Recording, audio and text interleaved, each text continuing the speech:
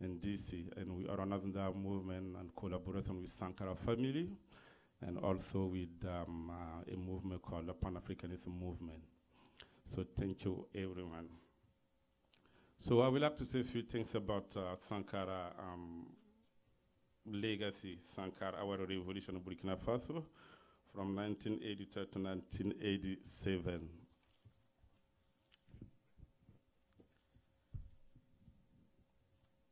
So I'm going to start by a discourse from Thomas Sankara. Sankara said, "Those who exploit Africa are the same that exploit Europe." At that time, he was referring to Europe. Who can tell me what can be the problem, the common problem that, I repeat, Sankara said, "Those who exploit Africa are the same that exploit Europe." We, people of Africa and people of Europe, we have a same common problem, the same common enemy. So we can tell you what can be that, what can be that the common enemy, the common problem. We can tell me that in this one. Yeah, please. Thank you so much. Yeah, that was the that was the answer. He was referring to the imperialism system. He said we, no matter where you live, Europe, Africa, even here in the United States, we have the same common enemy, the imperialism system. Burkina Faso has many other countries in West Africa has been colonized by French, except Ghana, a country that doing relatively, a little better. And Sankara came in power in difficult times, lack of human basic needs, hospital, school, infrastructure. Sankara was fighting for our dignity, fighting for fighting for our dignity, fighting for our people, for them to be able to decide, what can be our future. So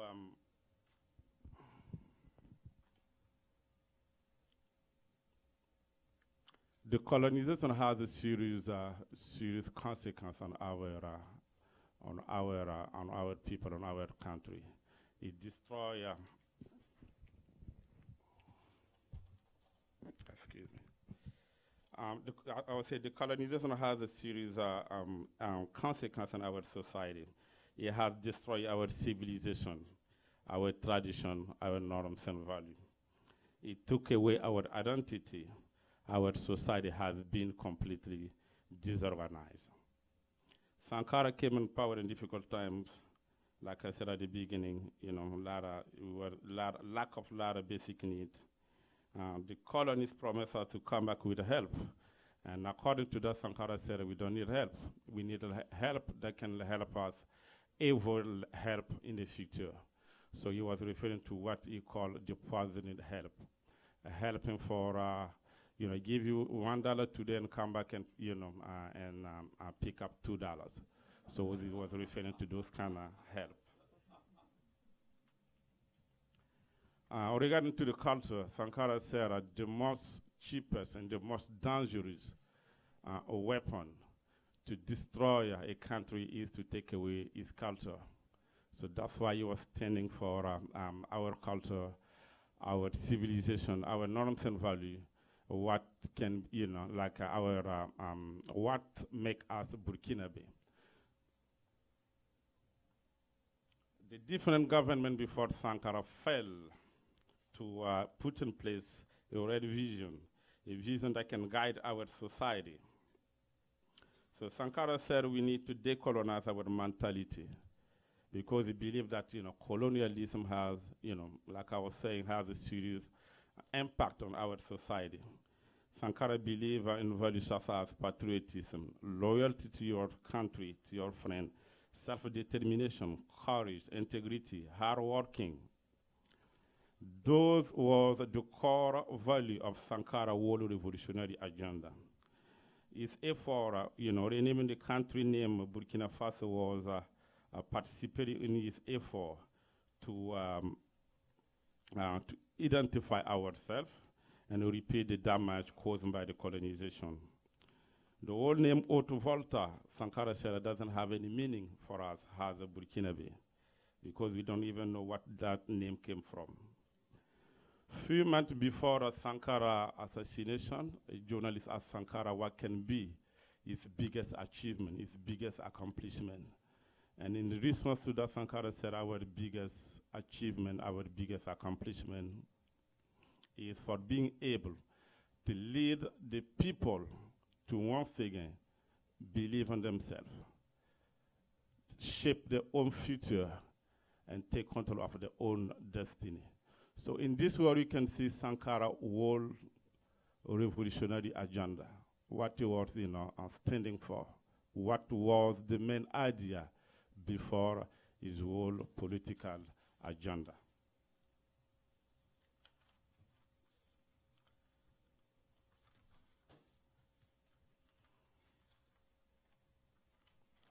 Despite the short term that Sankara, been in power, he's been in power from 1983 to 1987, only 4 years.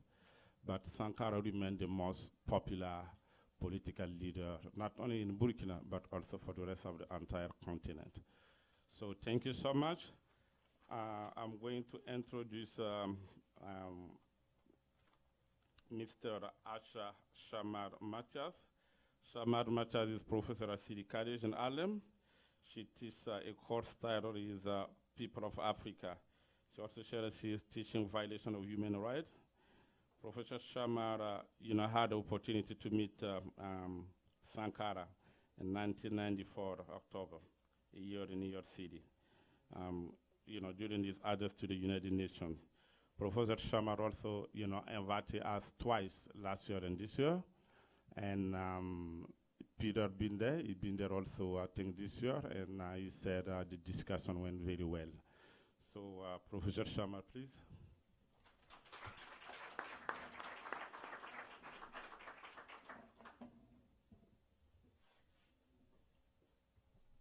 Bonsoir. Buenos días.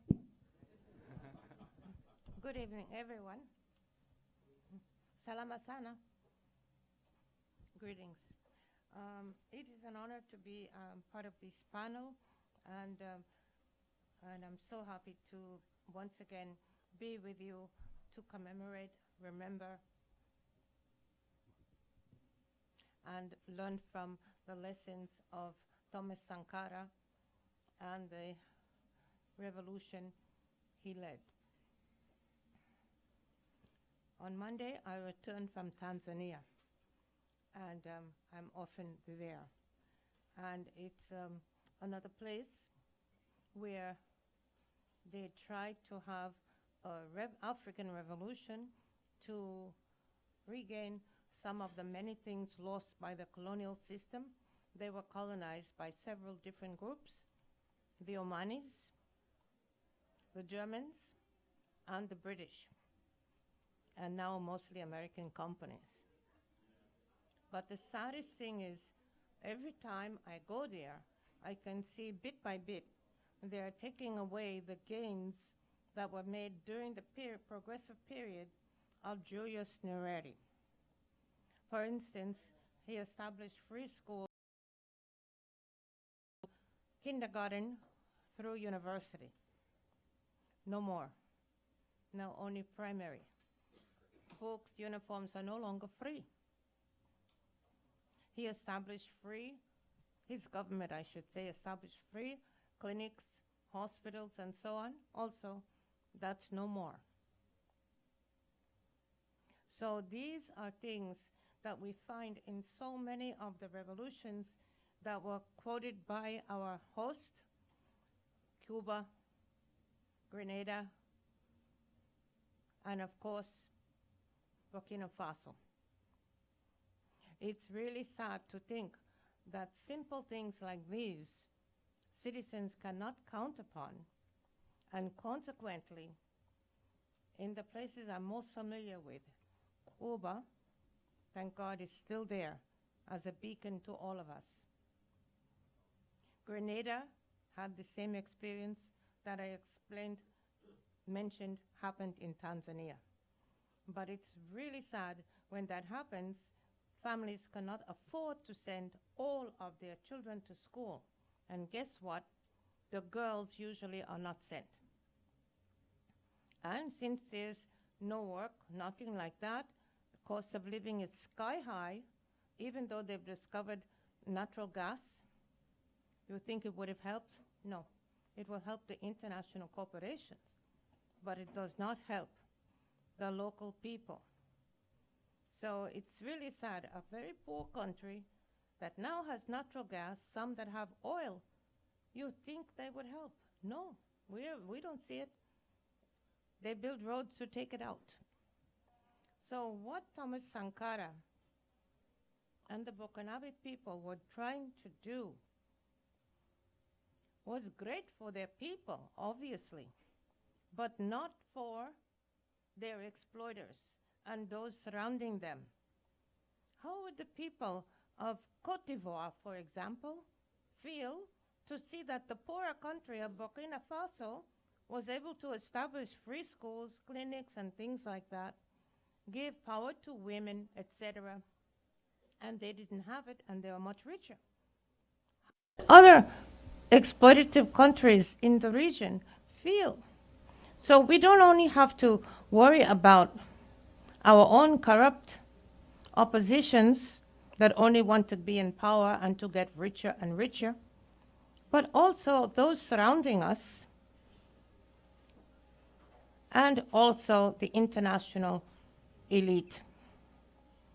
So Thomas Sankara was probably seen as an angel, a dream come true for his people and other exploited people and others who are concerned about such people.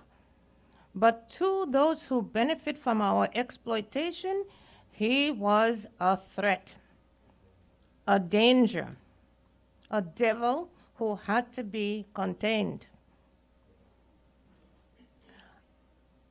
What was it, 1992? When he came to the UN, my former director of African Studies, Dr. Leonard Jeffries, happened to be at the UN that day.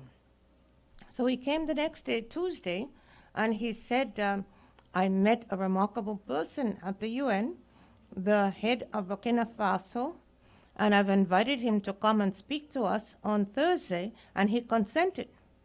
So we are having special lunch. He will talk to us. You can ask questions. Make sure you've done your homework and ask good questions. So he did come, but of course, when a head of state comes, they have to come with Secret Service. Then all Euro-Americans with blue suits and a little button. And he, like Malcolm X and like, who is the other person? Oh, Maurice Bishop from Grenada, they all said, I know we are here speaking to both enemies and friends. And I'm sure they were right. And not all of the enemies were in those blue suits. There are many others that look just like all of us, as they still do. So, but he spoke, and he was so remarkable. He was so simple. He was so clear. He answered questions directly. And, you know, everybody just left, students and faculty, and a few community persons present. They left inspired, feeling, oh, there's a future for Africa. Africa's not going to remain like this. This is a young, dynamic, non-corruptible leader that we don't think they can buy off. We have hope. And everyone felt so inspired. It was really such a positive feeling. And we were all very sad when, because of time, he had to leave. So that was a great opportunity for us. And it really made us think and question, you know, what should a leader be? What is supposed to be a leader? He was not, you know, I don't know, he was just someone you felt you could sit down on the floor and talk to. You could talk to anywhere. And in that respect, he reminded me of Fidel, reminded me of Maurice Bishop from Grenada, reminded me of many such persons. And I've heard that Malcolm X also, I had met him. In fact, I had lived on Malcolm X's block in East Elmhurst, Queens, but I was a junior high student. And but we saw him and he was very inspirational. He talked to all the kids on the block, and we went to hear him speak, but we never talked to him directly about politics. At least I had never been in such a group, but his manner was the same. So it's really important for us to see that such people do exist, because they make us think that they're either crazy, or just not real. And in fact, I had a student in my class this year. For the last 2 years, the group has come from this wonderful center to speak in my class about Thomas Sankara. And this year, I didn't even know that one of the many students in the class was a Burkinabe young lady, born after the revolution. She didn't know anything about it, except she had been heard it was better under Campari. And if she ever meets anyone from Burkina Faso, don't say anything about politics whatsoever. Just greet them respectfully, because if not, it may be trouble for us, meaning her family. So still, she did join the panel, and she was she's interested. She just had not been exposed or told anything really about the revolution. So I'm going to give her one of the books about Thomas Sankara and his speeches about women in particular. And hopefully, I'm sure she'll read it, because she's very interested. So I myself had never seen the book. I had seen Thomas Sankara Speaks, but I had not seen the other one, Women's Liberation and the African Freedom Struggle. And so it's a remarkable book.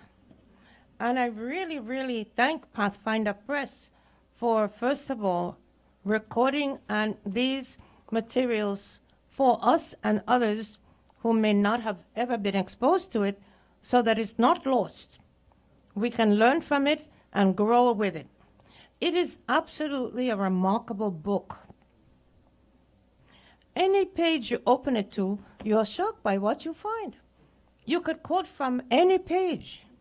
No, seriously. And deep things that are said in a very simple, clear way to show how the women's liberation and equality and freedom is, of course, impossible without the general liberation of society. And it shows that it's not a conflict, as sometimes it's presented as if it should be, but that they come together, they must come together. It shows how in the short time of the revolution, 1/3 of the, the provinces became headed by women. 1/3 in an African country. Let me know if there's any other in Africa or elsewhere. Certainly not in this country. So it's not only headed by women. Thomas Sankara says women have to demand what they want. They have to demand their needs. And they have to mobilize and, together with others, work to get them. We cannot tell them what is best for them, nor can we do it all for them, but we can work with them. So it was just, the book is a beauty to read. You don't want to put it down. You can't believe, well, would the next page be as good as this page? Yes, it is. And so I refer you to the 10/21/83 political orientation speech by the National Council of the Revolution, which indicated that early the firm commitment to work, to mobilize, organize, and unify all segments of the population, especially women, particularly women. And they also say, for the emancipation of women to be obtained, freedom is not granted, it is conquered for they themselves, for and by they themselves, to put forward, and necessary for them to put forward their demands and mobilize to win their demands. The democratic and popular revolution will create conditions to allow the total fulfillment for women and other oppressed groups only if imperialism is eliminated. Imperialism must be eliminated in order for the exploitation of women or other exploited groups to be overcome.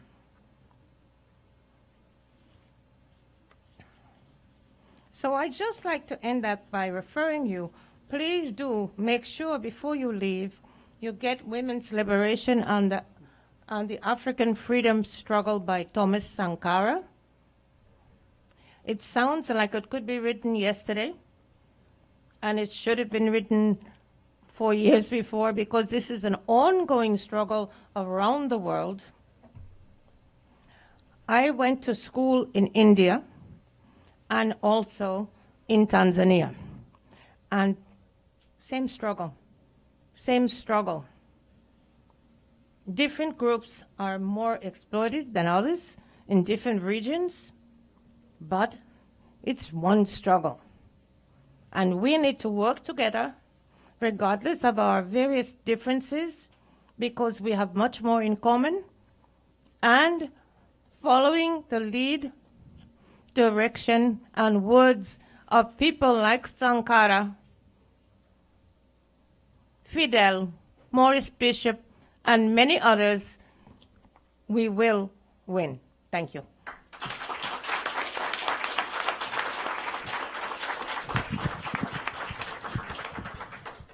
Thank you, Professor Sharma. Just to add a little things, the revolution in Burkina Faso has been inspired by many other revolutions, including most importantly by the Cuban Revolution. And as she was saying about women, Sankara was the defender of the cause of women liberation. In our society at that time, women has a specific role in the society. And it used to be a time where, people don't even send a girl to school. They said that they need to stay home, help doing the, cooking or, taking care of the house. So a lot of people at that time, do not want to send a girl to school. And when Sankara came on power, he said, no, women have to take the place they deserve in our society. We cannot reach the development and leave behind, women and girls. Who, by the way, represent a big portion of our population. So thank you so much for this detail. Now I'm going to introduce Peter. Peter is a member of the Socialist Working Party. Always introduce Peter as a citizen of Burkina Faso because because of his engagement, because of, we have been working together for a very long time, whether in New York or in DC. So whether a conference like that or a cultural activity. So Peter, please.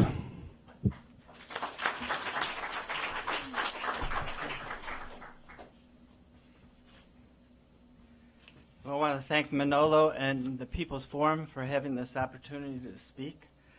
I know Manolo has been pushing me for a long time to do this.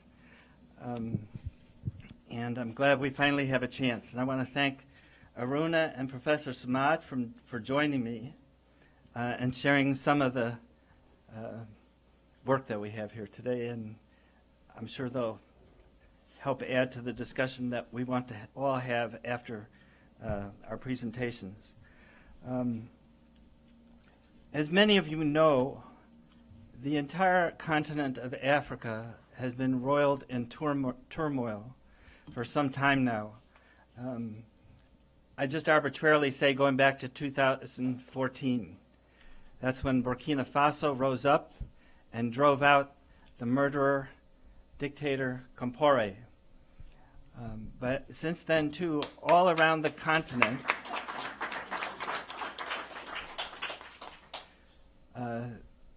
people have been rising up, protesting, pressing for political space. Just recently, Algeria, millions of people in the streets. Before that, Ethiopia, a country of 100 million people, massive protests changing the face of Africa. Togo, Chad, the Congo, other places, and that. And Africa is a very different continent today than it was at the time of Thomas Sankara. The fundamental problems have not changed, but if you look at it, the overwhelming populations of some of these countries, the age of under 25 is the majority of the population. So pressing for change and hope and wanting something different is a big thing. Now, we know from the experience in Burkina Faso and that in 2014 they got rid of Compaoré, and I know I was discussing this with my friends at the time, and they said, okay, now we can go back to school, go back to work, we've solved all our problems. And we'll now have constitutional government. But very soon, the reality started to set in that a face may have changed, but the regime was not changed. I'm afraid the same question gets posed in Algeria and other countries as well. Burkina Faso today is being torn up, as is most of the Sahel region, Western Africa, by the crisis that the capitalist system has imposed on the region and by what's happening there. Just their rise of terrorist attacks by jihadist groups. But it's not just that. I mean, there are signs that former soldiers of Compaoré's army are also involved in this and that. And so there are many provinces now, 7, 8, 9, that are under states of emergency in Burkina Faso. In January, the president of Burkina Faso fired the entire cabinet because of the instability in the country. There are 100,000 children right now that cannot go to school because schools have been shut down because of these terrorist attacks and that. And so if this had been true in Sankara's time, this would not be the case today. And I want to discuss that some. But it's tearing up the region, and it's become the reason for imperialist forces from Washington to Paris to send in troops, and that to the area. There's that going on. One of the things that struck me from meeting our friends from Burkina Faso was the fact that Muslims and Christians would sit down together at the same table, and it was never an issue. And I said, how come that is? I mean, and they explained, we're Burkinabe first. This, I believe, is a legacy of the Burkinabe Revolution of Thomas Sankara. In fact, the country was renamed Burkina Faso, Land of the Upright People, by Sankara. And just as people responded to Sankara and Malcolm X by staying up straighter, by having regained their dignity, that renaming of the country captured that. And so they were building a nation. So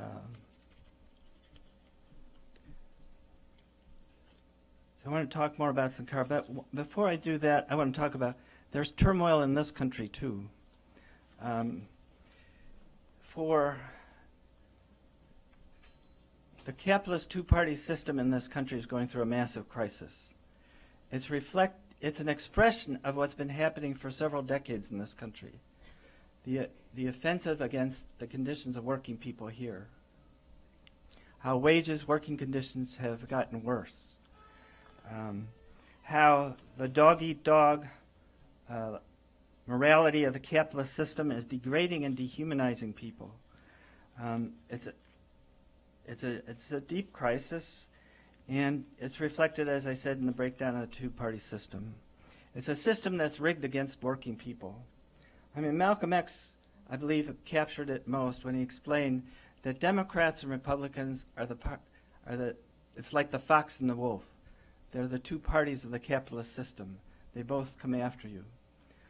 And full disclosure, I'm a member of the Socialist Workers' Party, and I campaign and talk about socialism and the working class and the road of working people in this country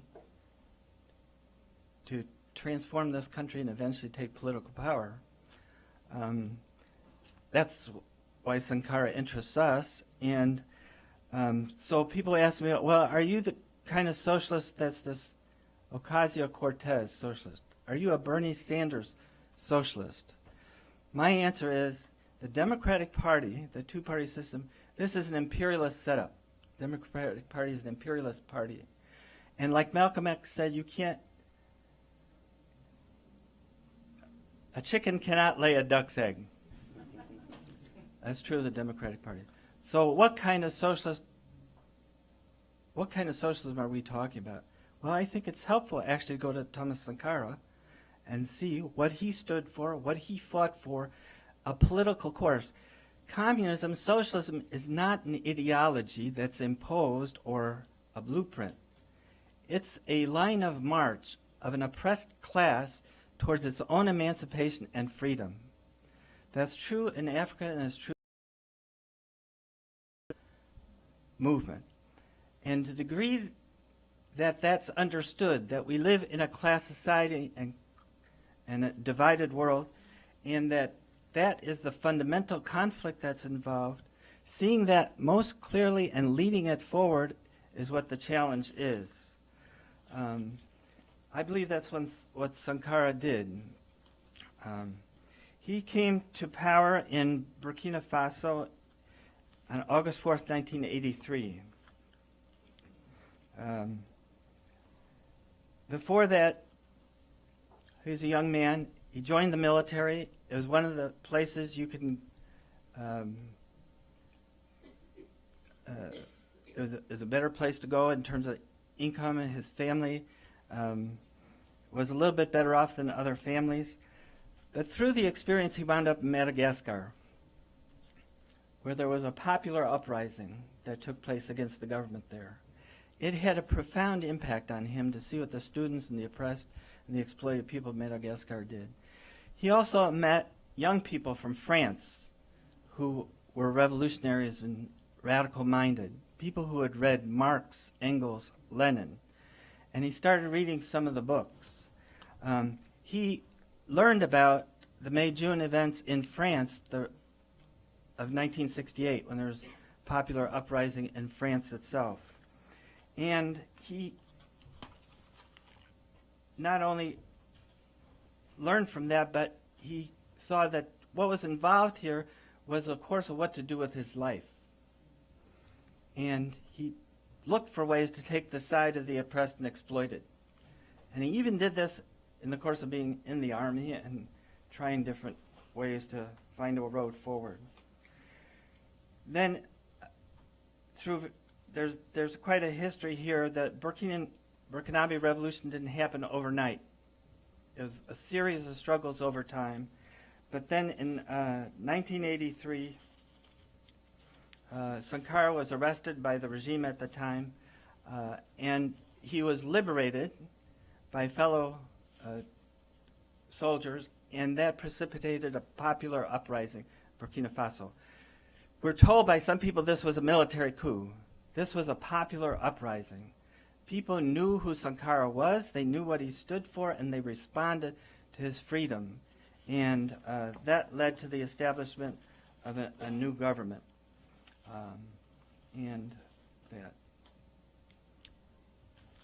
Sankara made clear from the very beginning what he stood for and what the revolution would stand for. There was no secret about it.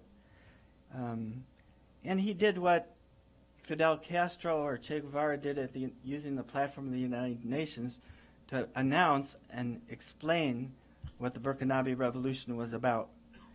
He said, in 1984, he went to the United Nations, he said, "I come to bring you fraternal greetings from a country whose 7 million children, women and men, refuse to die from ignorance, hunger, and thirst any longer. And then he went on to explain, I make no claim to lay out any doctrines. I am neither a Messiah nor a prophet. I possess no truth. My only aspiration is to speak on behalf of my people, to speak on behalf of the great disinherited people of the world, those who belong to the world so ironically christened the Third World, and to state the reasons for our revolt. And he went on to explain the economic bondage of class society, the ecological devastation wreaked by imperialism and capitalism, social disintegration that was brought about by these social systems, racism and wars of conquest, and that. And throughout, as you get to know Sankara and read more by him, what marked him most of all was his confidence in ordinary human beings and the capacity of working people to transform themselves, as has been mentioned. That we can become different people, that we can break out of the dog-eat-dog morality and living of capitalist society and build a new kind of society. He really believed what Fidel Castro explained and acted on this belief, that man is not an incorrigible little animal capable of advancing only if you feed him grass or tempt him with a carrot or whip him with a stick. He said, anybody who believes that and calls themselves a revolutionary is not really a revolutionary and will never be a socialist, never be a communist. He believed, Sankara believed, that the new society will not be built by technocrats or financial wizards or by politicians. It would be ordinary human beings, as I said, who would transform themselves in a struggle to build a new society, one based on solidarity and that. As you read his speeches too, you'll understand that he stood out among African leaders in the sense that he did not reject Marxism, the ideas of Karl Marx, Friedrich Engels, Lenin, and others, working class leaders, as being European ideas or not relevant to Africa. In fact, he very much understood what was involved in those ideas in terms of what I explained, a line of march towards emancipation, and incorporated them into leading the Burkinabe Revolution.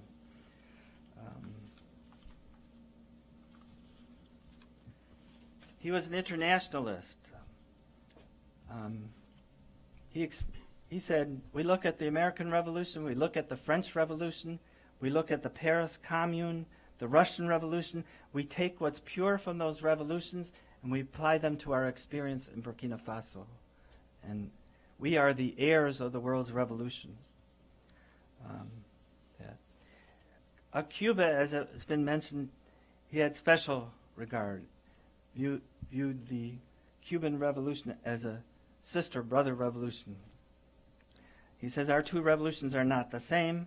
The conditions are not the same either, but in terms of courage, determination, and the constant involvement of the people, he said, the people, always the people, what is done, Cuba provides the lessons.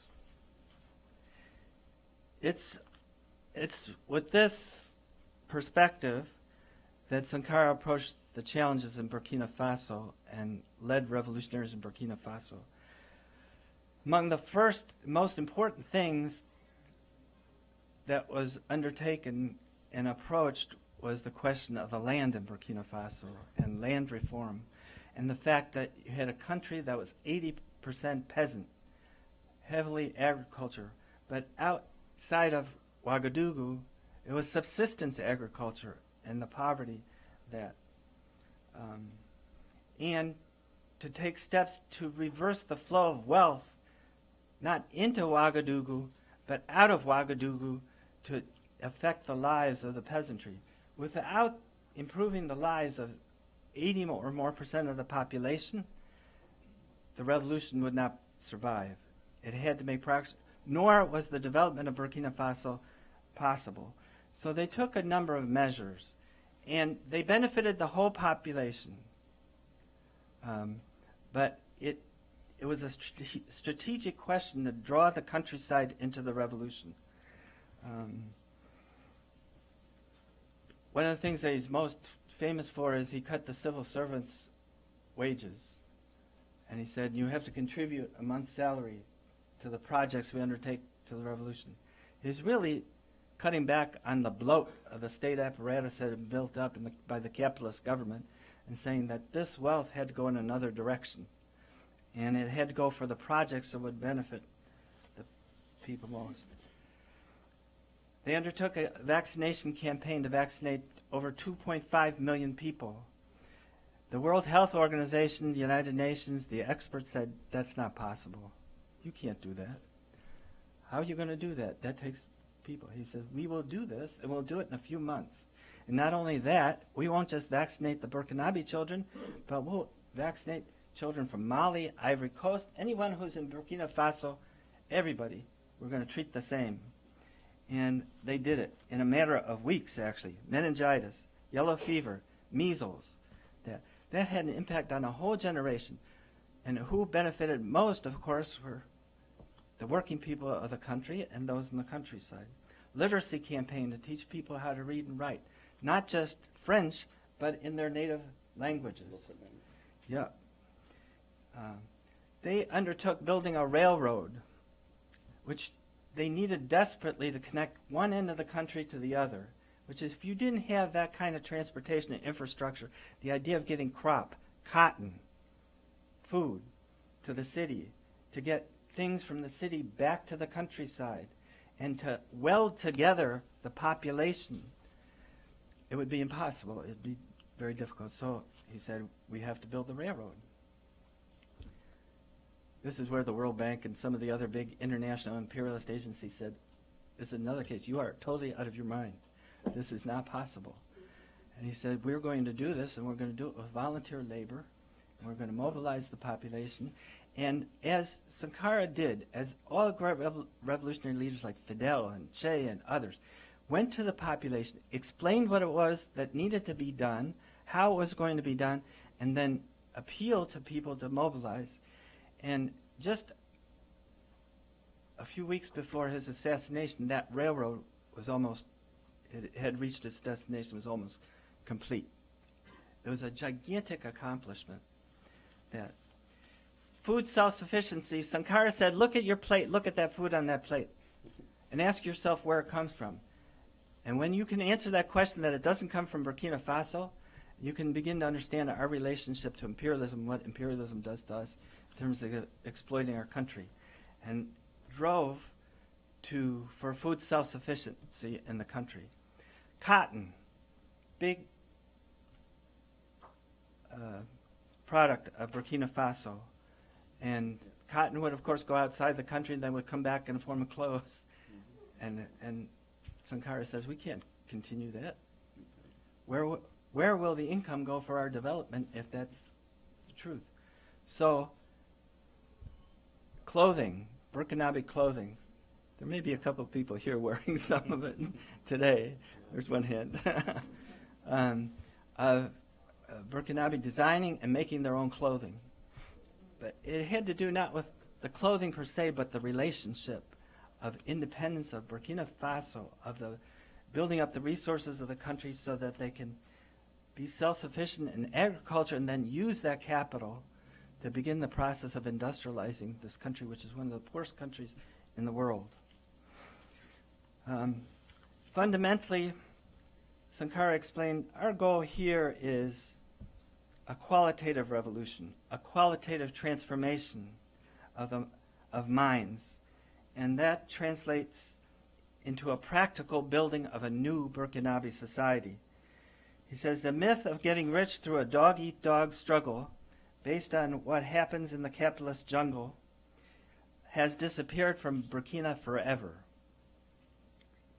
Our homeland has become one vast construction site where the criteria of morality, the concern for social justice, and respect for everyone's fundamental right to live and to enjoy a better and better existence are not just empty words, but find their material expression in our social activity, the social activity of each and every one of us.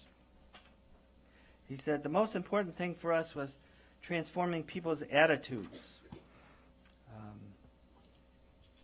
And as Aruna explained, that to seize our destiny and determine our own future. Well, in 1987, I just want to digress for 1 second. 1987, Sankara was murdered. He was assassinated. And he was assassinated by forces. You can be sure that imperialism was involved in aggravating the difficulties, that there's indications forces from the Ivory Coast, but within the revolution itself, among revolutionaries, people like Blaise Compaoré turn against his comrade and others and murdered him. Well, I just want to tell you real quick where this book comes from and why this book is so important. Thomas Sankara Speaks and Thomas Sankara Parle. It's available in French, along with the book that Professor Samad showed you about women's emancipation and the African freedom struggle. The Militant newspaper, which is a newspaper I helped distribute and the Socialist Workers' Party distributes, sent reporting teams to Burkina Faso to report on the revolution. Because the example that was being set, the experiences that they were going through, was so important. Anybody that wants to consider a revolutionary road or wants to see what other road the working class has available to get the truth about it, because the imperialist press certainly was not getting out the truth. And we printed the speeches of Thomas Sankara in the newspaper so working people could read them. In fact, we had a reporting team in Burkina Faso when Sankara was assassinated. That reporting team got his last speech on tape. It's the speech about Che Guevara. You may kill a man, but you cannot kill his ideas. The only reason that's available is because one of the team turned on their tape recorder and started recording it, quite fortunately. And after he was killed, and since Pathfinder Press is a publishing house that is so valuable in terms of the books that they produce and that we help distribute and get out all over the world and all over the United States, volunteers who help make these books possible. This is not a business. If it were a business, it would have gone out of business long ago. This is a working class publishing house that is supported and organized by volunteers, by workers. The same kind of volunteer effort that went into any project in Burkina Faso that Sankara talked about. And within a short period of time after his death, this book came out, the first edition of this book, in French and then in English. And then it was updated again in 2007. And because of the capacity to do it was our pledge that we took our responsibilities seriously and said, we will make sure that what Sankara said, you may kill a man but not his ideas, is a reality. Ideas don't just float out there. They require human beings to implement them and carry them out.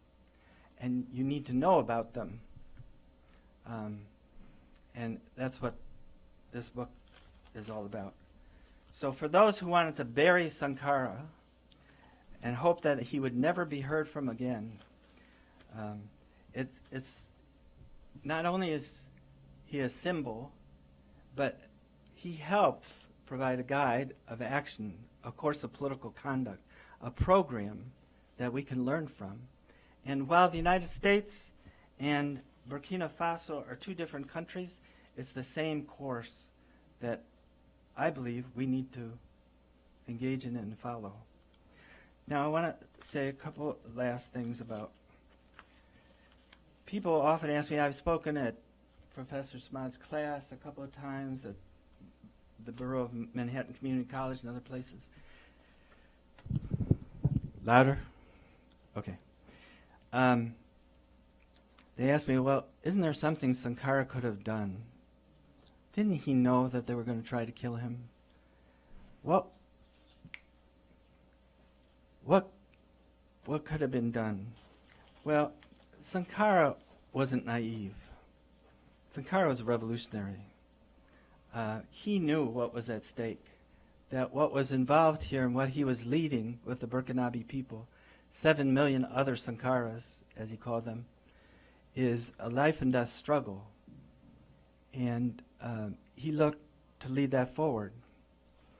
And it was clear in the 4th year of the revolution that there were differences that were becoming wider among the coalition that was the government, the National Council of the Revolution, I believe it was called. And he decided that he had to wage a public fight, a political fight, to keep the revolution on track. I believe he knew that it could cost him his life. But I also believe he knew that if he didn't wage this fight in the way that he did, by taking the course of the revolution to the masses and explaining, what is this revolution about? Why is it about you becoming the rulers of this country, not some small group or not me as an individual, Thomas Sankara? That all would be lost if it weren't led along those ways. And he led a political fight. In this book, if you look at the last 3 speeches, you get an idea for what was involved here. And I just want to tell you, in the council, the National Council of the Revolution, there were other political groups. There were groups that called themselves communist. Some of them had looked to China and considered themselves Maoist, but there were differences. And he decided essentially that he didn't have a party, that there needed to be a party of the exploited, a political party, not a vote-catching machine, a political party, a vanguard party, one that could organize people to advance the course of the revolution so that if one falls, the revolution doesn't falter. And that this would require hard work to do this. And he outlined in those 3 speeches what he thought the problem was and what the challenges would be, and what, in his view, a revolutionary is. He said,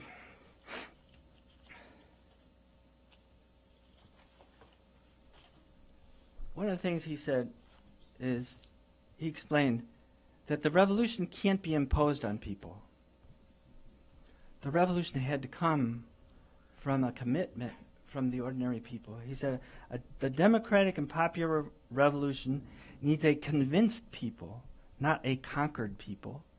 A convinced people, not a submissive people passively enduring their fate. He said that under the pressures that the revolution had been under for 4 years by the imperialist powers and others, he said, we've known adversity, but as under this adversity, he says, even in our own ranks, he says, erroneous ideas and practices have developed among the masses, among revolutionaries, that have caused the revolution harm, and we have to combat these.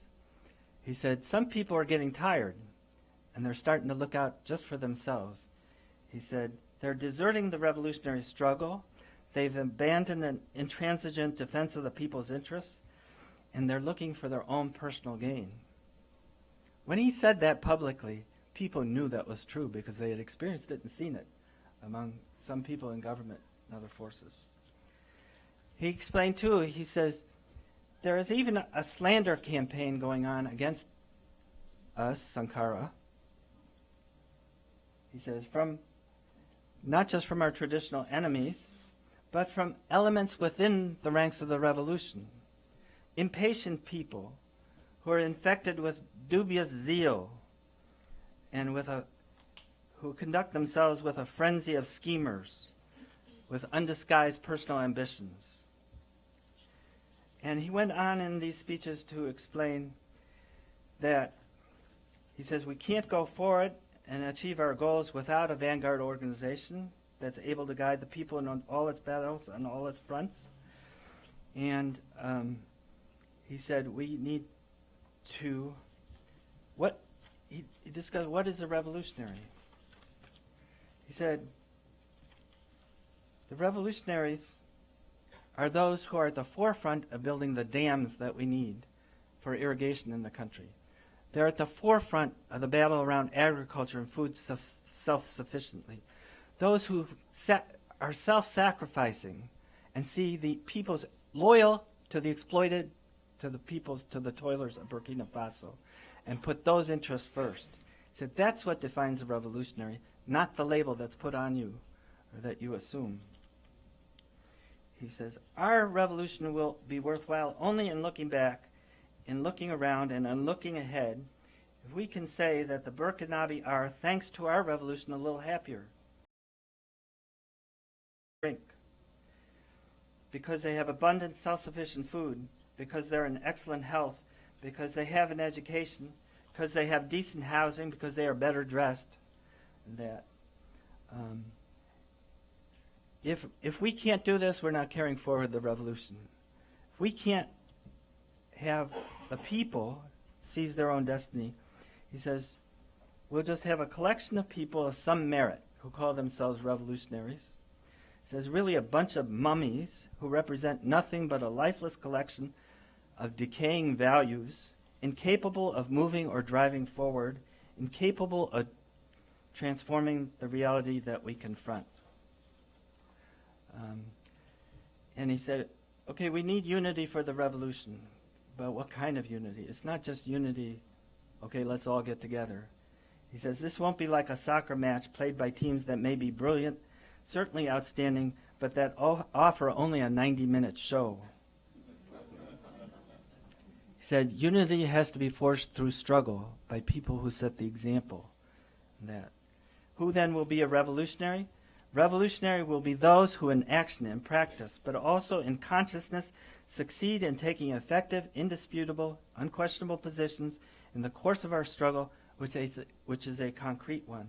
It is the struggle, for example, to build the dams, the reservoirs. It is the battle for the railroad. It is the struggle to open the roads, to build the health clinics, to pass on some of what we've learned to our brothers. That's where we'll find the revolutionaries, at the forefront of the struggle of the revolution. He says, if the revolution's about being imposed upon people, he said, there are not enough jails in this country. Burkina Faso itself as a country cannot be turned into a jail to contain the number of people you will have to arrest. He says, that's not what we're fighting for. And then he proposed something very concrete. There were teachers who had been fired for going on strike. Imperialist forces, in other words, were trying to destabilize the revolution. There were others that were put in jail for counter-revolutionary activity. And he said, I want them released, and we're going to win them back to the revolution. I want these people released. We're going to win them back to the revolution. And for him, this was an element in the fight to advance the course of the revolution. And this is what we're going to do. That drove some of the opponents of Sankara crazy. Said, what are you talking about? These people should be arrested. They should be executed for being counter-revolutionary. And he said, this is not how this revolution is going to move forward. I believe that difference led to his assassination. The fact that he led that fight to preserve the course of the revolution and was leading a fight to bring together people in one organization that believed in that course, to have a revolutionary party in Burkina Faso, that's, people saw the handwriting on the wall and they knew what was coming, where this was going to go, and they're trying to stop it. This is exactly what the Cubans did after the revolution, what Fidel Castro led, bringing together revolutionaries. The fact that the Cuban Revolution has lasted this long, this many decades, is a testament to the cadre that Fidel Castro and the leaders of the Cuban Revolution pulled together in the Communist Party of Cuba. And I believe this was the course, the road that Thomas Sankara was on. I believe this is the course and the road that is needed in this country as well, and every other country around the world, to build these kinds of parties that will carry forward this kind of revolution among working people and the exploited. And I'll end there, and we open the discussion, and we can discuss this some more.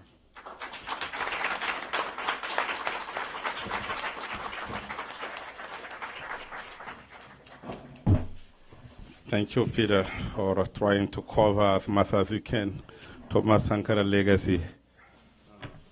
You know, that's not easy. Believe me, you can spend the entire day. You cannot cover Sankara legacy. That's so many action. Sankara was a man of action, a visionary. You know, whether you like him or not, you have to agree that Sankara was a great patriot.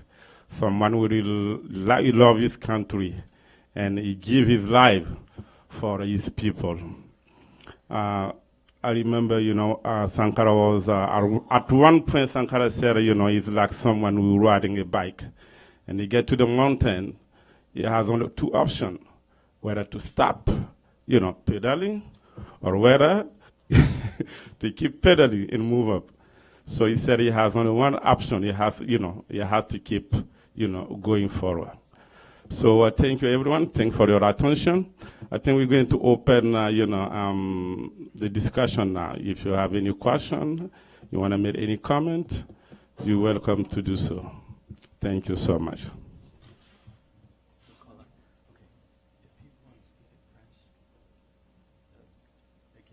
Yeah, anyone who has a question in French, any comment in French also, you know, is welcome to do so. So you got to raise your hand. We have someone in the middle with we can, you know, pass you the thing, and you can ask your question or any comment if you have it. Okay. Do you have any? You want to come in the front? You can come here. Thank you. Okay.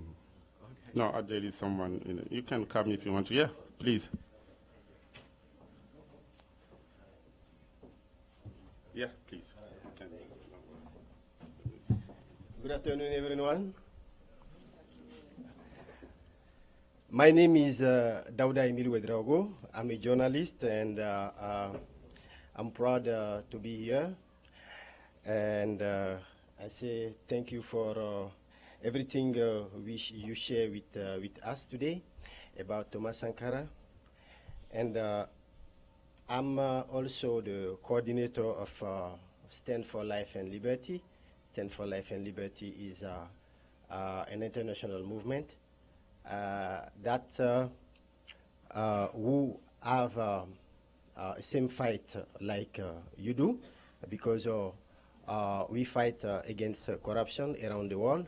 We fight against the imperialism, and we are young people who want to build a network for dignity, integrity around the world. And also, we promote development by create a project for young people around the world, to have a young people who are conscientious, who have a new mind to build Africa and to build ourselves, our development, okay? And our domains is education and agriculture, growing, human rights, and so on. And I invite everyone who have the same fight to join our movement. If you want to join the movement, it's easy. You can just text a message to the phone number that I want to give to you, 347-261-6698. I repeat, 347-261-6698. Just text STAND, S-T-A-N-D, and we're going to register you. Okay, now about Thomas Sankara. I'm proud to be here, and I'm proud to wear this clothes. That's called Faso d'Amfani. I'm coming from Burkina Faso. Thank you. And I'm proud to be a member of the people who come to the same country like Thomas Sankara, because he's a great man for me. He's a prophet for me. And then, now, I listen the speech, what Thomas Sankara do for our country and for the world. Now, I asking myself, what we can do for Thomas Sankara today, after 32 years after his killing. What each of us can do for Thomas Sankara. That's the most important thing we have to think about. And now, Thomas Sankara was a pragmatic people, okay? It was a people who don't not only talk, but he act when he talk.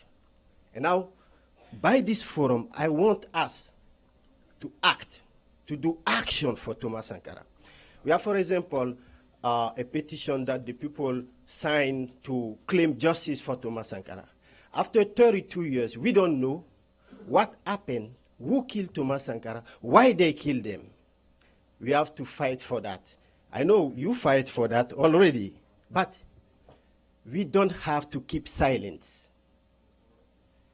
If we keep silent, we are like a people who is in the side of the people who killed Thomas Sankara. And for that, I want not only to claim justice for Thomas Sankara, but to claim justice for every single leader who is killed around the world for his political reason. We have to stand for that. That's the very important thing that I want to share with you. We have here, the United Nations seat is here on First Street and First Avenue. We can build a petition, okay? All the movement who want to fight for the leader who is killed because of his political reason, we have to build this petition. I don't want to be long because we don't have enough time. And since 1962, 22 leaders, African leaders, was killed. We were killed because of his political reason. We have to say no. Enough is enough. Thank you. And I can tell about Thomas Sankara. You have Patrice Lumumba. You have Anwar el-Sadat of Egypt, and so on. Okay. Now, we have to do that for Thomas Sankara and for all leaders who is who was a victim of this situation. Okay. To finish, I want to share this word of Thomas Sankara with you. He said, "The slave who is not capable of assuming his revolt does not deserve to be pitied on his fate. This slave will answer alone of his misinformed misfortune if he deludes himself about the suspicion conditioned of a master who pretend to free him. Only the struggle frees." Thank you, everyone. Thank you, Monsieur Ouedraogo. Tu as été un peu long, hein? Merci beaucoup. Yeah, you have been a little long, but that's fine. In response to your comment about justice for Sankara, just for your knowledge, we have a movement called International Movement for Justice for Sankara. And I think the organization is located in Paris in French. And leading by one guy, whose name is Bruno Jaffrey. So this movement, is in collaboration with Sankara family. And, recently we had agreement from French government that they're going to release everything concerns Thomas Sankara, during that, a particular moment of our story. So thank you so much for your comment. Anyone want to add something? There's another hand. Okay, any question? Abukar, yes, please. This man over there is one of my colleagues. We work together, tightly together for many years now. Thank you for coming. And I think I have some comment for you guys. Thank you. Thank you, everyone. And well, it's heartwarming to see so many people. Okay. It's heartwarming, as I was saying, to see so many people gathered first around the ideas of Thomas Sankara, but second, they cannot talk about Thomas Sankara without mentioning Burkina Faso. Thank you very much for coming, and thank you, Peter, for your contribution and all your efforts. I am Bukari Salogo. I'm from Burkina Faso, and well, for quite some years now, we have been working together, more or less, around the ideas of Thomas Sankara and the ideas for workers' parties and everything regarding that. Well, today I will not be too long, except for mentioning about justice. He said that we have a committee, international committee for justice about Sankara.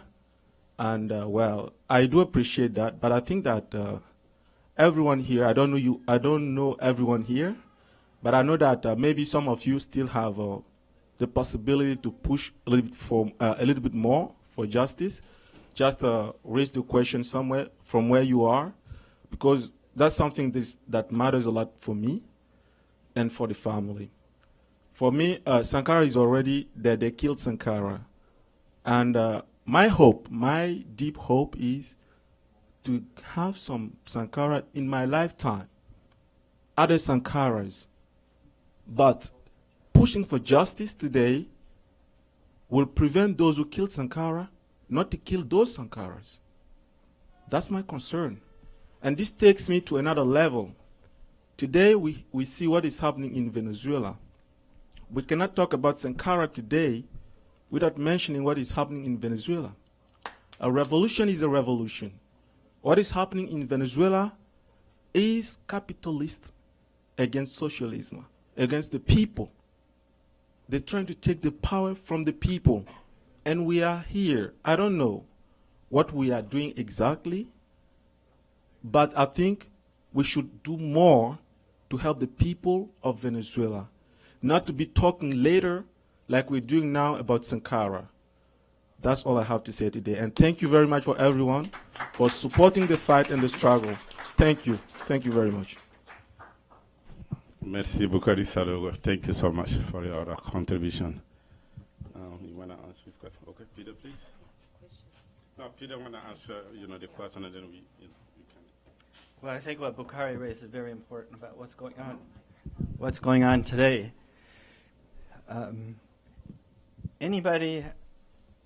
Anyone that knows Sankara,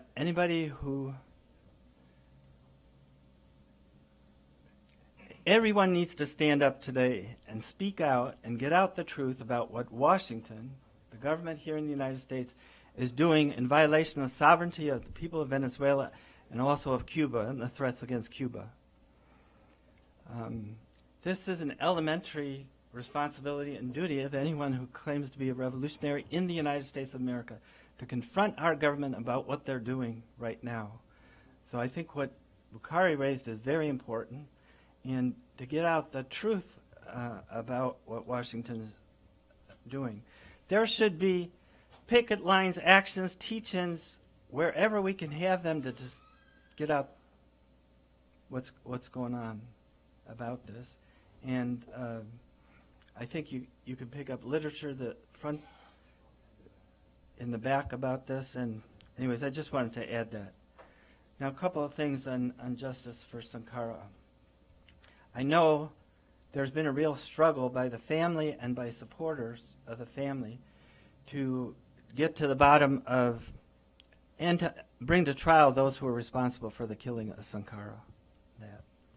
And it's taken a lot of time and effort. There are those as well who are looking to build a monument to Sankara. In fact, the government in Burkina Faso just unveiled a statue, which a lot of people were upset about because it has nothing. It doesn't look anything like Sankara and does no justice to his image. But here's the thing. This government in Burkina Faso now is a capitalist government. This is the same regime with a different face. This is a regime that in the fight against terrorism in Burkina Faso has an army that just has been responsible for killing and pulling people from their homes and executing people they claimed were terrorists. But Human Rights Watch has a whole story on this. That to have them put up a statue for Sankara seems to me to be they have blood on their hands. And the best memorial to Sankara, the best commemoration of Sankara's life is to carry out a course like Thomas Sankara, to carry out revolution, to finish the work that he started, to build the kind of party that he was looking to build in Burkina Faso, but in the United States as well, to build the communist movement. I believe that's important. There's another thing that I wanted to raise. There are many people from West Africa who've come to the United States and who live here now. There are people who've come from all around the world. This is the imperialist center of the world. So immigration from everywhere. The working class, in fact, in this country is being reinforced by this immigration. And working people in this country, and we need to find ways to build solidarity and to see each other as part of the same struggle in this country. So let me give you an example. In New York City, there are 100,000 drivers, Uber, Lyft, yellow cab drivers, green cab drivers, and that. These companies all compete against each other, and they have these drivers at each other's throats competing to make a living. And it's very difficult to make a living. There's West Africans, there's Tibetans, there's from people from Nepal, from India, from Bangladesh. There's Caucasians from Eastern Europe, from Russia. That. What needs to happen is we need to not just see ourselves as immigrants from different countries, but as part of one working class, and to build solidarity. Can you imagine what would happen in this city?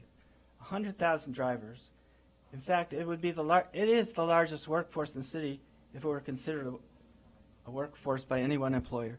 Came together for one union and said, we're going to fight for all drivers. That's really what that would be a course like Sankara's course under conditions here in New York City. And to refuse to subordinate our needs to those of any capitalist political party, whatever election they're going through, whatever but the fight to advance the interests of the working class. Anyway, just a couple of thoughts. Thank you, Peter. Yeah, you want to talk? My question was about Venezuela. Okay. Are there parallels to be drawn in the time leading up to its assassination and the current events in Venezuela now? I know that is one too.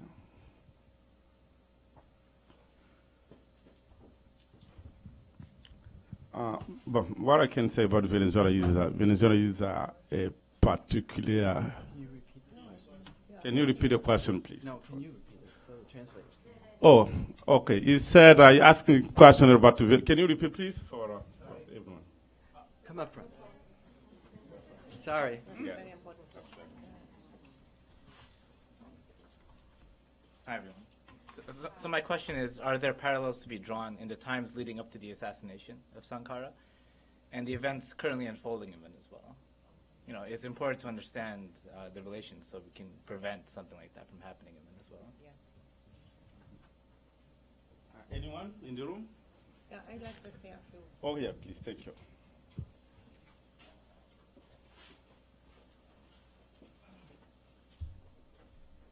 Unfortunately, I have never been in Burkina Faso, but I was in Grenada prior to that takeover by the U.S.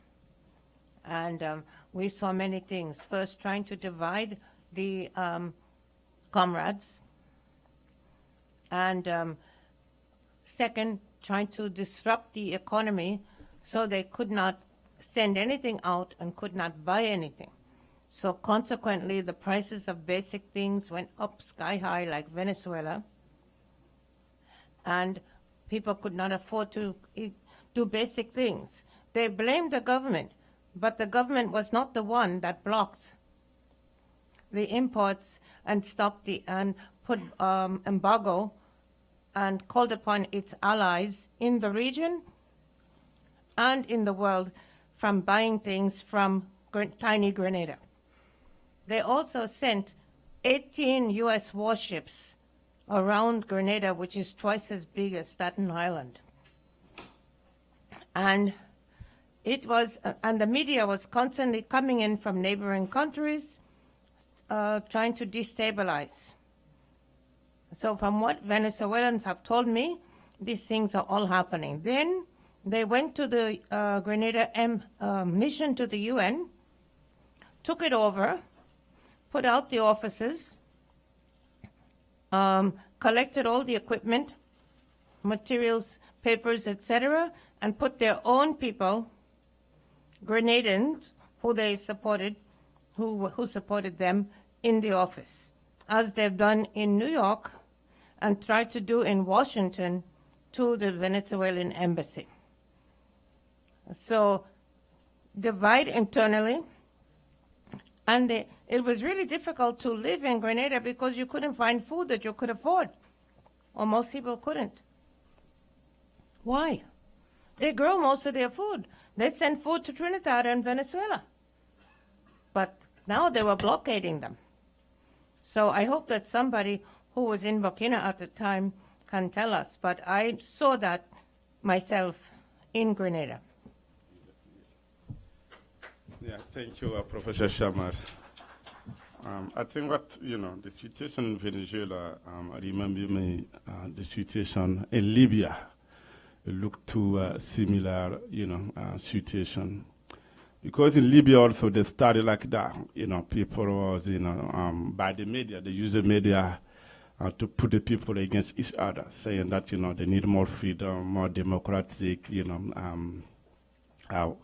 value in the country. But in fact, those people have been manipulated, and they use the media to divide the people. That was the same situation in Burkina. Before they killed Sankara, there was a lot of information going on. Sankara is the dictator. Sankara steal the people money. Sankara doing this. Sankara doing this. And at what point you don't even know what the right information. What is true? What is false? So that's the same thing going. That's going on in Venezuela. So I think comparing to Burkina or in Libya, Gaddafi has been killed. But comparing to Venezuela, I think the President Maduro has a support from whether in Cuba, I don't know, in some way. But to Russia is, officially said, they support Maduro regime. And I think that may be, a little, that may help him, get over this situation. So Peter, you want to say something?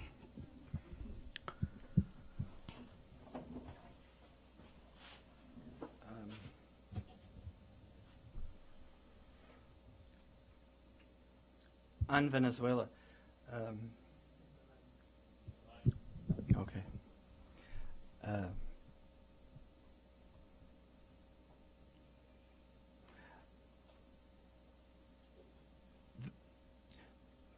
What the working class in Venezuela needs right now is for imperialism to get off its back.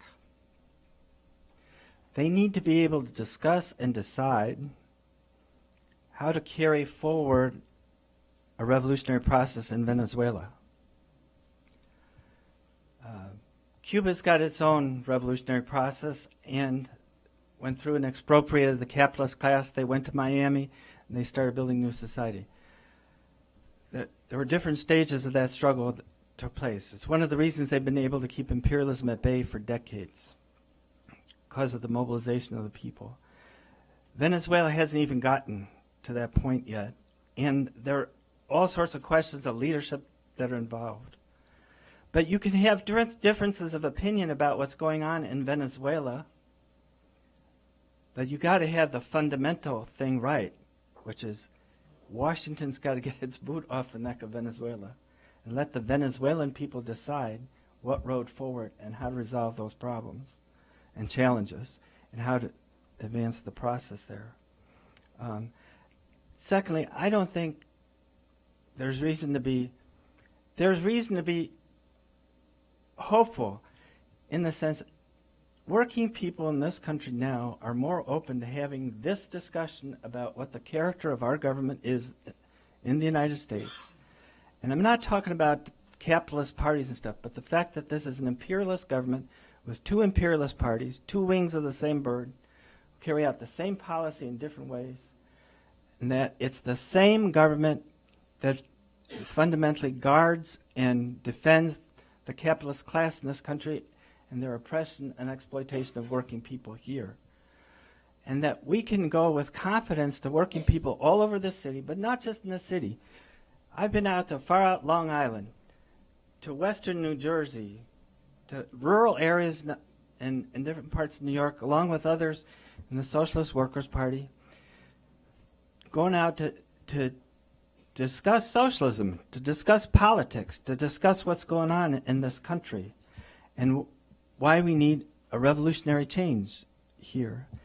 I think people are more open to discussing these questions than they've ever been, and are more willing to have the give and take that's possible. And we will find people who will be willing to be part of doing things together to oppose what the U.S. government's doing.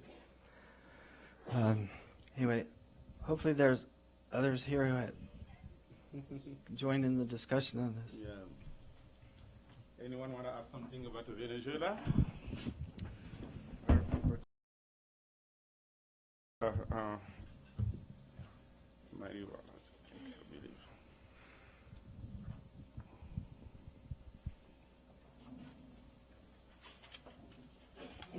I think it's a very important question that we're discussing here, because there are many. I've heard many people say, discussing the question, well, why was Sankara killed, or what can we do to prevent things like that from happening again? And on one level, the answer is, well, no revolution can prevent that for sure. You're in a revolutionary struggle, and all the vicissitudes of that struggle. Lenin always didn't he didn't believe he thought there was a very good chance he would be killed long before the victory of the Russian Revolution, the October Revolution. It was the vicissitudes of many things that you couldn't control. He survived. How many times did they try to kill Fidel? In the mountains and in the everywhere. And then to say nothing of the 600 times that the CIA has tried to assassinate him from after the victory of the revolution. As one of the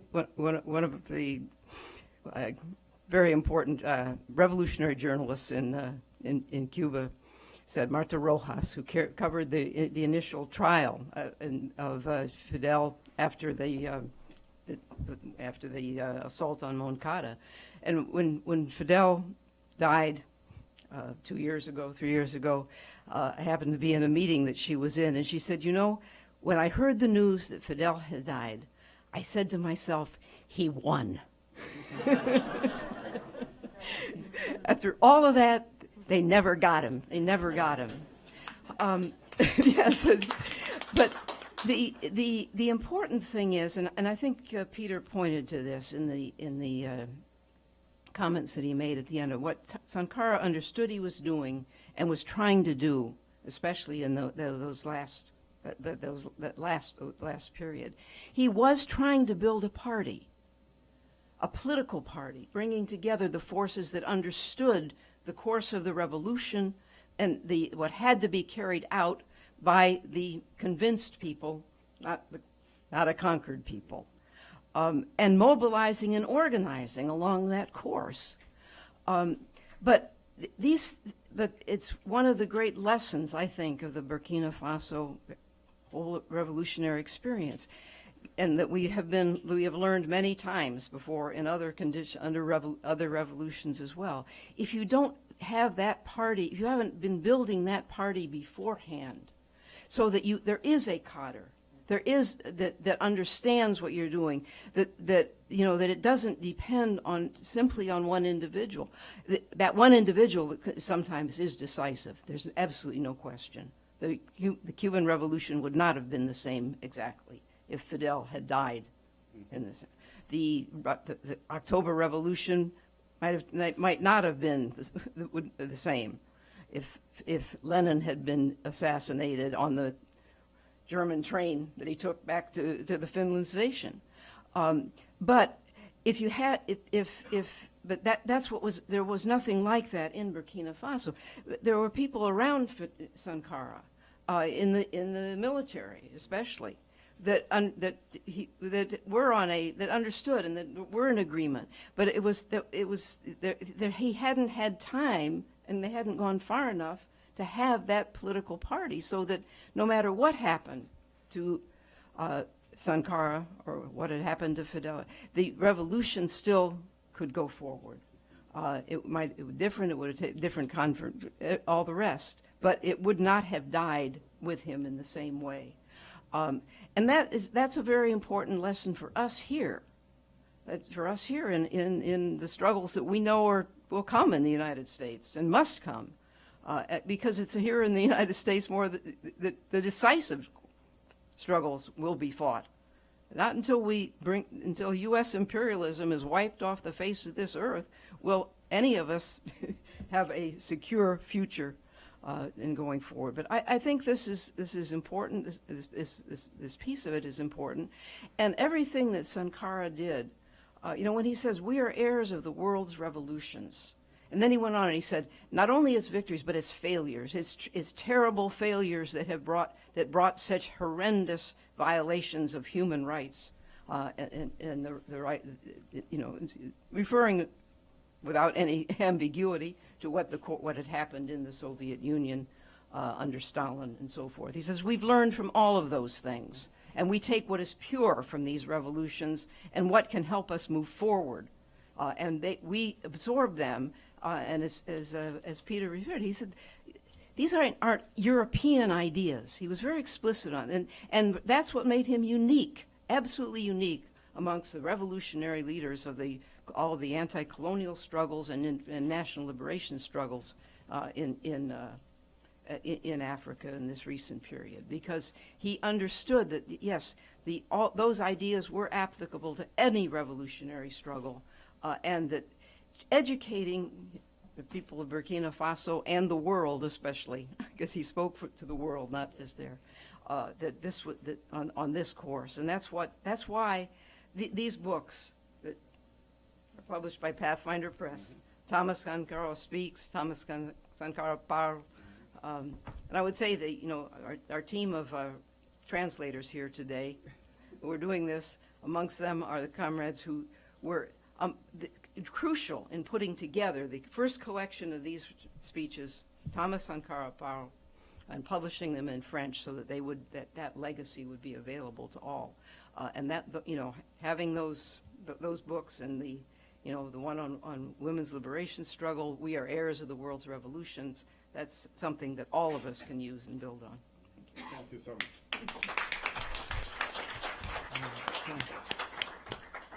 Any other question? I think we had enough now for Venezuela.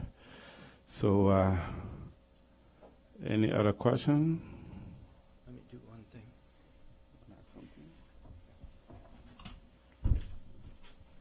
Okay. Among our translators is Michel Paris, who is the editor and wrote the introduction, the author of the introduction to this book, Thomas Sankara Speaks, Thomas Sankara Parle. And he's trying to translate what I'm saying right now. But just put up your hand, I think. Put up your hand. Okay.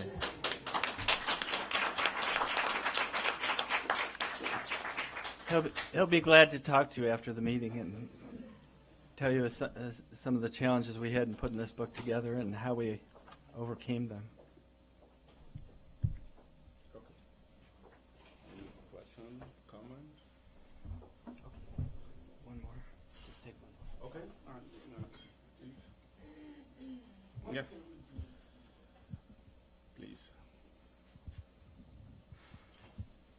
Really quick, what can we do to help you guys? I mean, it's a great organization, definitely inspiring. As a native from Burkina Faso, I've been here for a couple of years, academia, corporate America. It has been time where I felt a little ashamed of telling the story of my country. For the most part, when people ask you, where are you coming from, Burkina Faso, they don't even know where is this country. They relate much more to dust, disease, war, so many things, to the point that even trying to explain yourself, tell them the location of the country, it gets emotional and you don't even know what to say. So I was at the barber shop, got the flyer, and decided to come over. And I'm so happy I made it through. And seeing people with different background and different classes coming here, and definitely listening and trying to get a little bit of the country, the Thomas Sankara, it's really inspiring for me. And I can't just leave here without saying thank you to all of the people that have come and ask you, what is anything we can do to sponsor, promote the idea, and keep on fighting? Thank you.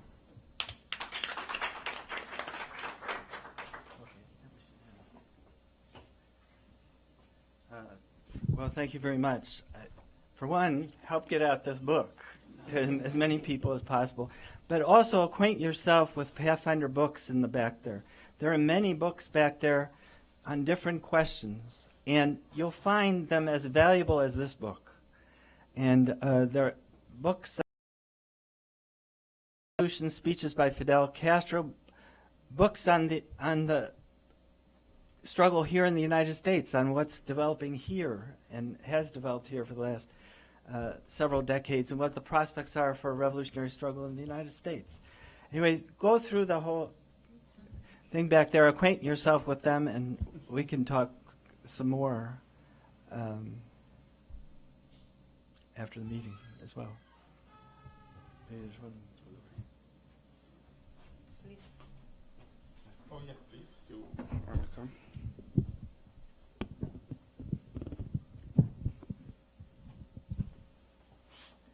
Hi, Steve Clark.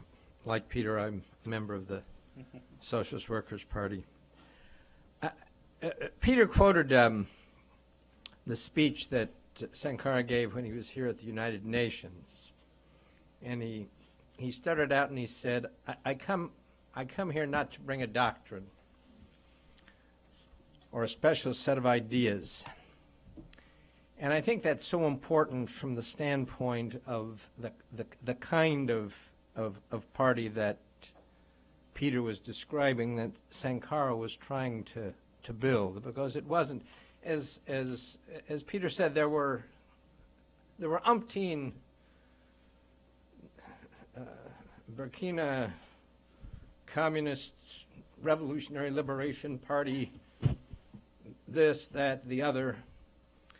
They all thought the question of building a party was bringing together all those people with bright ideas. Sankara had a different perspective. He said it's the people that have been leading the fight to build the dams, to plant the trees, to carry out the course of the revolution, and combined with that, we need the lessons of all the revolutionary struggles. We need the experiences of Marx, of Lenin, of the Cuban Revolution, of other revolutions of that sort. I think the question of mobilizing, getting out in the streets right now to demand U.S. hands off Venezuela, U.S. hands off Cuba, is extraordinarily important. To get that pressure, because there's a combination. The Grenada Revolution was under tremendous imperialist pressure, but it was not overthrown by imperialism. It was an island of a little more than 100,000 people And imperialism had been trying in every way possible to undermine that revolution for 5 years. And it wasn't until a small group around Bernard Cord that had been trained in Stalinism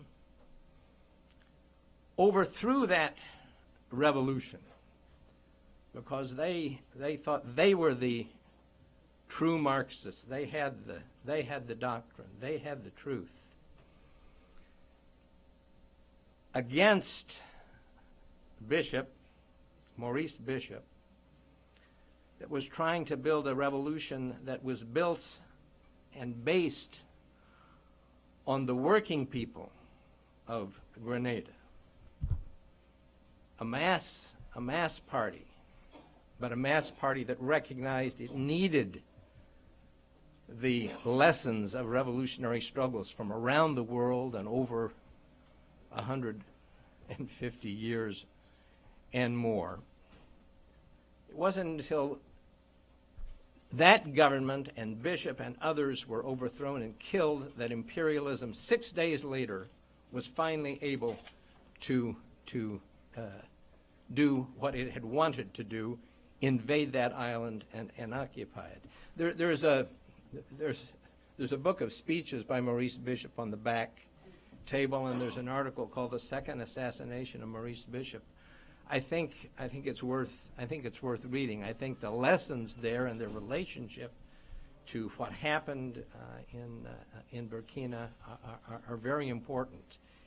And our responsibility in this country and wherever we are, I know we have comrades here who are visiting from Burkina, going back soon. Wherever you are, U.S. hands off Venezuela, U.S. hands off Cuba. That's the contribution that we can make to working people in Venezuela and Cuba and around the world right now. We have to be out in the streets with our steins and our voices, and we have to be organizing and fighting.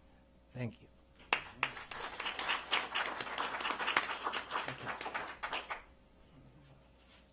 That's it. Okay, yeah, please.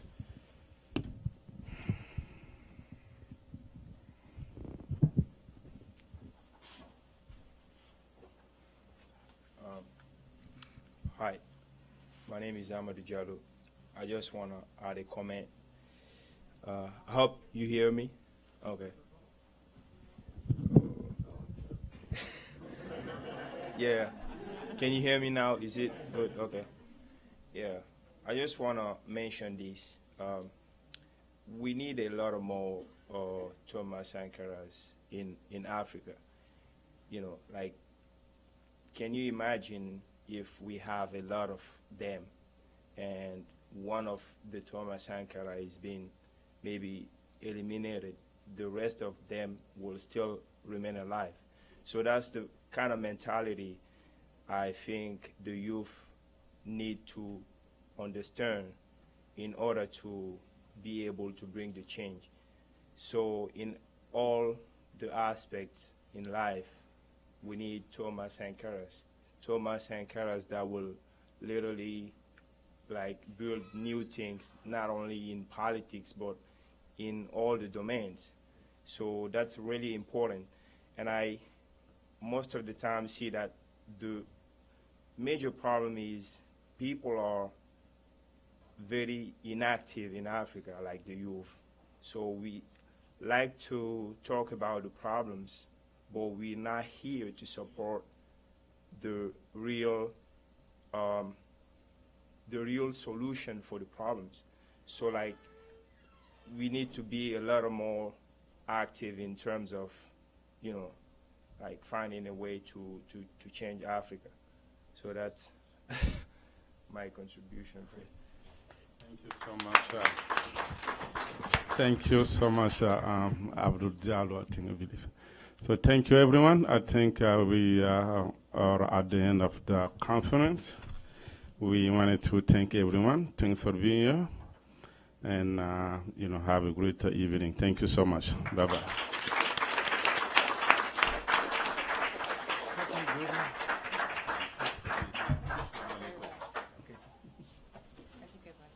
very much.